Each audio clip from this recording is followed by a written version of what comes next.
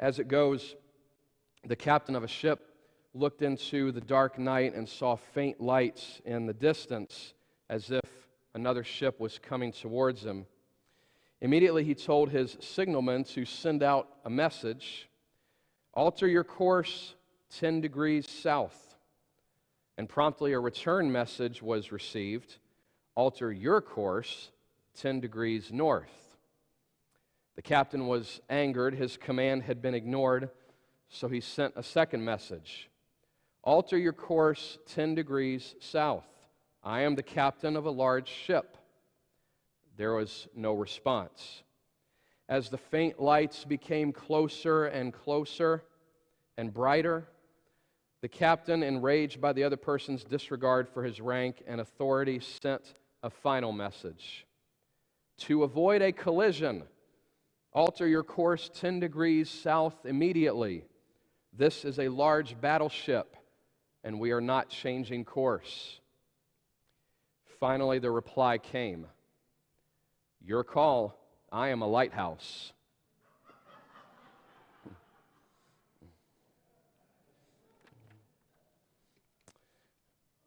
We are talking about submitting today. Can you activate the screen for me, Jeff? We're talking about submitting today, and we have been going through a number of different words, themes in our stream series: in joy and sorrow, persevering, searching, waiting. Ash Wednesday we began, and today we're on the theme of submitting. And that's not a bad story to illustrate the need to at least submit to one another. When we're on a collision course, we have to give way. Submission in today's society can be a dirty word, I think. We're our own individuals. We don't want to submit to anybody. To submit is a sign of weakness, that we don't have what it takes, or that we're not our own person. But when we don't know how to submit to God or to each other, we end up being a society full of head-on collisions, which I think we see quite a bit. So we have to talk about two kinds of submitting: the submitting we do to each other and the submitting that we do to God. I want to start with the discussion of submitting to each other. I think part of our problem is the image that we have for submission, or how we've been taught to think of it. You know, pardon the slight disturbing nature of this image, but I think sometimes we have this in mind when we think of the word submit in the context of a relationship: a dominant person and then the other person cowering in the corner, letting whatever happens, not standing up for themselves. That might be the image that we have. And of course, there is a problem. We have a domestic abuse problem in this country. It is more rampant than we realize. It is often silent. And to make things worse, every time you hear about domestic abuse of some form, you every once in a while you will hear about a pastor who got into the mix and told, usually the woman, the abused person, continue to submit, keep it together for the relationship, and that kind of thing, keeping people in harmful situations. That might be the image that we have, and that's not the right image. And of course, there are famous, actually perhaps infamous, biblical passages that address submission, especially in the context of a marriage. Ephesians 5:22 reads, "Wives, submit to your husbands as to the Lord." That's in there, that's been used. But one of the problems we have is modern subject headings. Modern publishers put subject headings in different places in the Bible to help us keep track, and every once in a while they put it in the wrong place. And in most English Bibles, you see the subject heading, "Wives and husbands," right before the verse we know about submitting. But wait a minute, look up there. "Submit to one another out of reverence for Christ." The passage actually starts in verse 21. As a matter of fact, in the original Greek, the verb submit is not even in verse 22. It reads like this: submit to one another, wives to your husbands. It's almost as if Paul meant to get around to saying husbands to your wives. Because then what he ended up doing was when he got to the husband part, he required a higher form of submission from the husband. When he says that you, husbands, should give yourself up for your wives as Christ gave himself up for the church. How did Christ give himself up for the church? Total submission, giving of his life, even to the point of death. So sometimes we have the problem of biblical interpretation, but I think submission looks a little bit more like this. Have you ever been on those one-lane country bridges where one person, if there's two cars going opposite ways, one person is going to have to yield? Now, somebody pointed out in the last service, why in the world are there also railroad tracks? That worried him a little bit, that you have to also put trains into the mix, that I'd have to avoid those as well. But look at I chose this picture because of that sign right there. You may not be able to see it, but the arrow's pointing at a sign that says, give way. Give way. Yield. Give way. Stand back for a little bit. Give space on the one-lane bridge for this person to go first every once in a while. Even if maybe you got there first. A gentleman was telling me about one of these bridges he went across, and he was going one way, and he saw the yield sign, and he went through, and on his way back, he noticed that there was a yield sign on the other side as well. And he asked himself, how are you supposed to know which car is supposed to yield and which car is supposed to keep going? And of course, the answer is, you just kind of have to play this little shimmy dance. If you have two cars oncoming at the same time, you have to read the other car, you have to wait, you have to make sure, and if you end up on the bridge at the same time, one person's going to have to back up. Submitting, give way, leaving space for one another every once in a while. When you look this word up in the Greek, New Testament Greek dictionary, one of the things it says is subjecting oneself. And it dawned on me, there's not a lot that we like to subject ourselves to. That kind of has a negative connotation. I'm not going to subject myself to this nonsense. I've said that in my home a couple times, I'm not going to subject myself to this. There's a risk with love. When it says love your neighbor, there's a risk involved. It involves having to subject ourselves to the presence and the quirks and the personality of another person that we might not want to do. I've heard in neighborhood meetings and otherwise, police officers talk about some of the calls that they get. Now, one thing police officers will tell you is that the calls that they get in well-to-do communities can be very different from the calls they get in impoverished communities, but they're not necessarily any less annoying. Because some of the calls that they get from well-to-do communities have to do with things like former Baltimore police officer Melvin Russell mentions here. He says, there is no way in the world that we as a community should be calling the police for kids playing ball in the street. No way in the world that we should be calling the police because my neighbor's music is up too loud, because his dog came over to my yard and did a number 2. We have surrendered so much of our responsibility. So in other words, what he's talking about is in today's world, it's more often to find that we don't have enough of a relationship with our neighbors that we could go over there and just talk about a minor problem. We have a relationship with our neighbors, and many of our neighbors have dogs. We do not. Some of these dogs like to bark.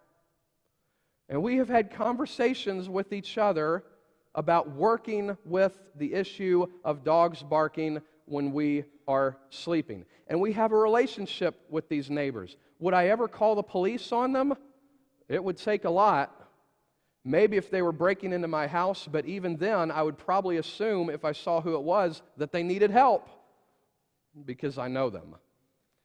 This police officer was talking about how we just don't even know each other anymore. We don't want to subject ourselves to whatever's going on in our neighborhood. We'd rather just maintain our kingdom, maintain the myth of an autonomous individual where we don't need anything from anybody else. Submission has a context, the context of a relationship. It has a goal. It has the good of a person in mind. It's the way we show that we know that we cannot do this thing called life on our own. And it's not have your way with me no matter what you do to me. It doesn't jettison self-defense. But it's in the context of relationship. There's a great movie scene that I think illustrates this. Some of you may know this movie. It's called The Family Man, starring Nicolas Cage. Came out in 2000. Spoiler alert. Do you need to leave? Some people hate spoilers. She's covering her ears. Okay, good. Here we go. Nicolas Cage plays a man called Jack, and he is a wealthy Wall Street investor, lives in the middle of New York City, has a high-rise apartment, has very wealthy, has everything he needs, lives alone. Now, back sometime in his past, he had decided to take an internship in London, and when he took that internship in London, he left his sweetheart, the woman that he was dating. And when he went to London, just like she was afraid of, they lost track of each other, and they ended up not getting married and were separated from each other. But near the beginning of this movie, this angel-like figure shows up to Jack and says, I'm going to give you a glimpse of the life that you gave up. And so all of a sudden, Jack is hurled into this other life where he did marry his sweetheart. They have 2 kids, a small suburban home, and at least 1 dog. And he wakes up with the dog licking his face, and he never had a dog before. And of course, the rest of the movie is absolutely hilarious. It's him trying to figure out how to navigate this life. Where do I work? How do I change a diaper? Where does this go? Where does that go? He's not a Wall Street investor, but a tire salesman, which, of course, goes over so well with a Wall Street investor if they're just thrown out into that world. So he's trying to learn this new world, and he doesn't know if he's going to have to stay here or not. But then he starts to try to get that part of his old life back. The Wall Street investor, confident man that he is in his real life, he tries to get that back. He lands an interview, lands a low-level job, and is convinced he can work his way up. And so he takes his wife and children to this new apartment that he has picked out in the middle of New York City instead of out in the suburbs, where they can move and he can pursue this career goal and they can live there. And he came up with this on his own, which of course his wife was just fine with. No. There's a little bit of resistance. But there's a point in the movie where they have this dialogue, and I think it's a beautiful picture of what submission looks like in a relationship. Let's take a look.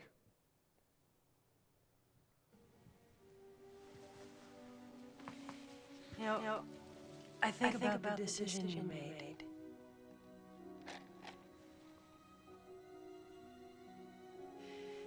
Maybe I was being naive, but I believe that we would grow old together in this house. That we'd spend holidays here and have our grandchildren come visit us here. I had this image of us, all gray and wrinkly, and me working in the garden and you repainting the deck.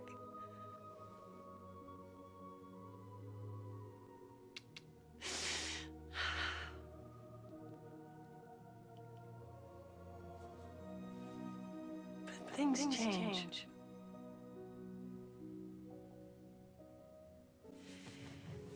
If you need this, Jack, if you really need this, I will take these kids from a life they love, and I'll take myself from the only home we've ever shared together, and I'll move wherever you need to go.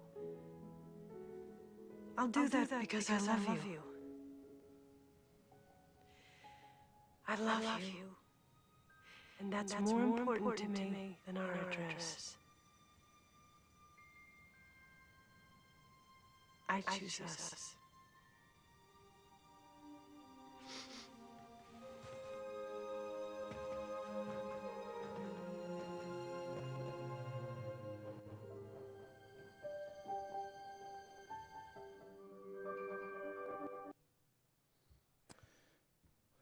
I like that as an illustration of, in the context of a relationship, there might be something I don't want to do, but I might decide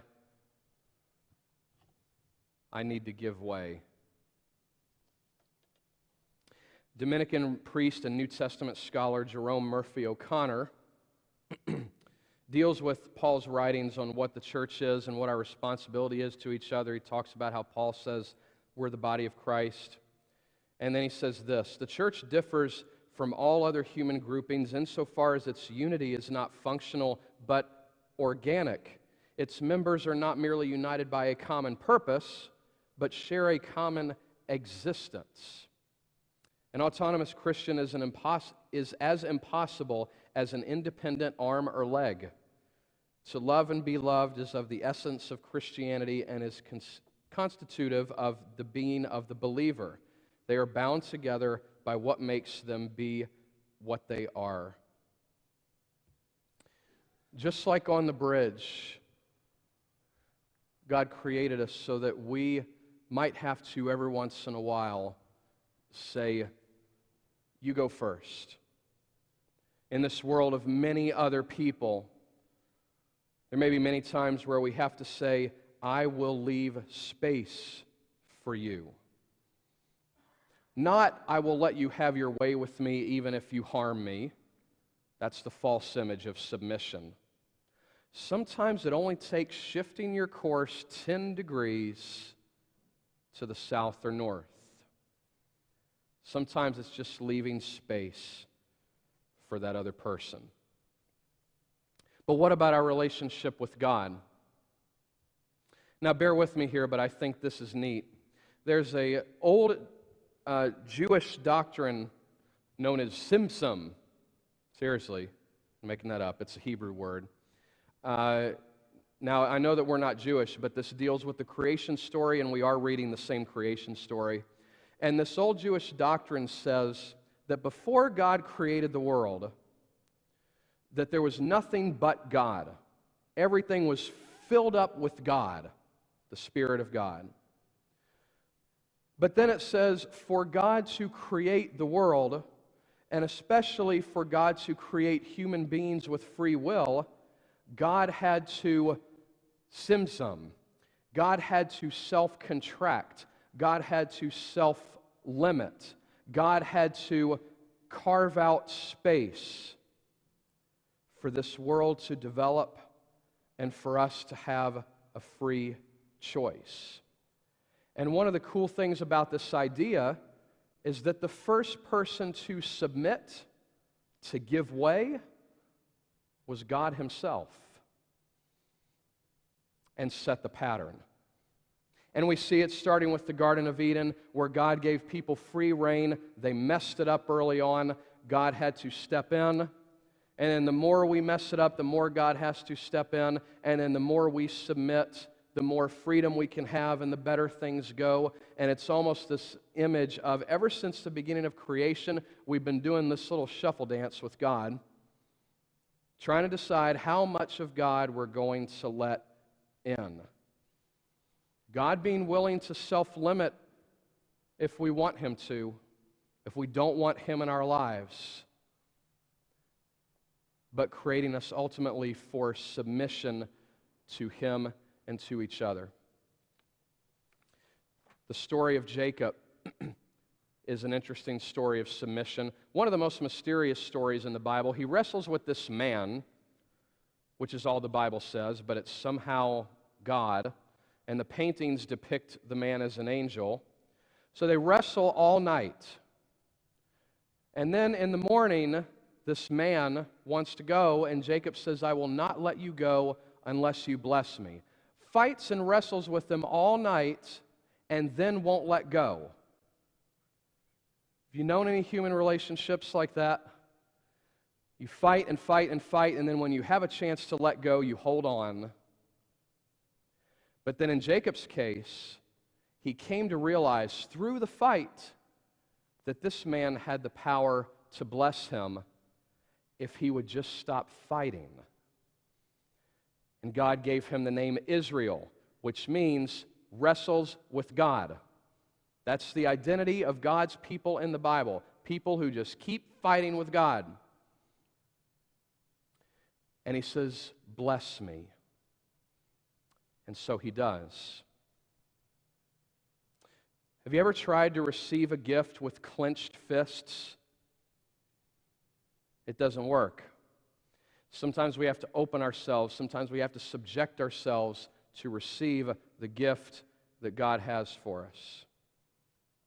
Sometimes healing can only come when we stop the fight. And finally, Jesus in the garden is the picture, again, of ultimate submission.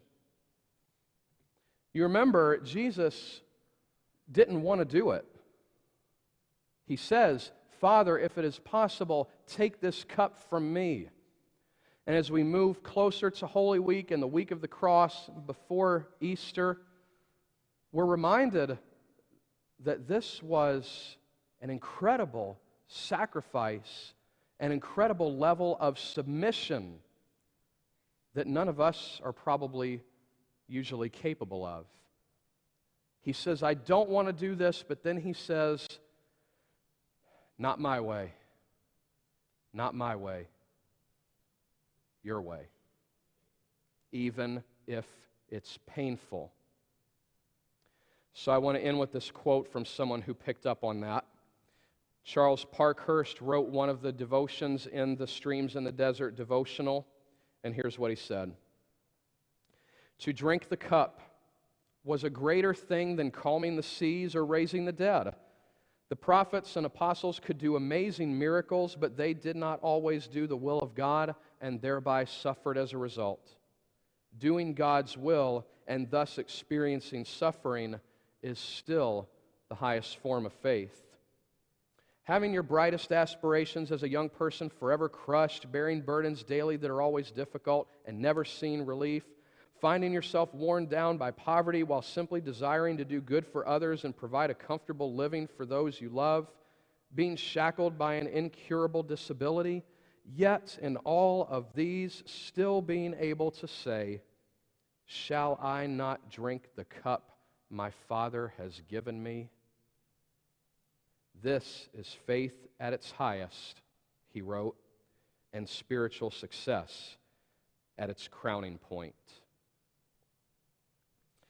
God designed this world in a certain way, and he designed it so that many times we have to give way to one another, and healing often does not come until we give up the fight.